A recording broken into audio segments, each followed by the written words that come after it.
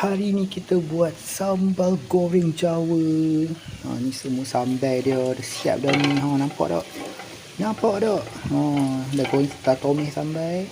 Saya lagi nak buat daun. Ni daun apa lancelot ni? Daun limau. Lepas tu kita goreng. Nampak tak? Nampak tak? Kita nak goreng tempe. Tempe saya lagi nak terjun masuk bawah dalam ni. Buat sambal goreng bahang. The best part dapat buat sambal goreng ni, sementara tunggu tu boleh pelasah benda-benda yang goreng ni. Jemput. Tempe adalah makanan yang sangat sedap. Boleh ratah lah. Sedapnya.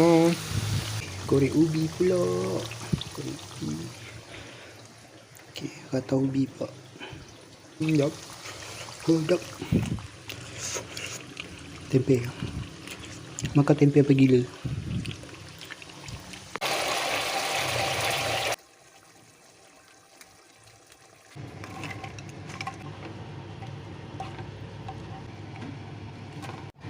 Okey, tu dia. Siap dah. Sambal goreng. Ni makanan orang Jawa. SMR.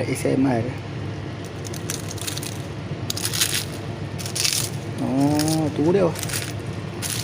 Ni tahu, kulit tahu. Beancurd skin. Apa dia tak tahu. Okey, so ni makanan orang Jawa. Sambal goreng. Dia patut ada kacang panjang, tapi tadi tak jumpa, so tak bubur lah. So orang Jawa kata monggo neti. Tu maknanya selamat menjamu selera. Tu dia. Dahsyat dah.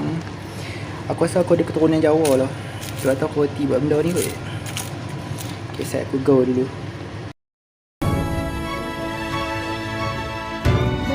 Sambal Mazar. Buat lagi. Ni cara belau ayam. Jagung. Yummy. Bengkong. Tarik atika dengan sikit. Arepa.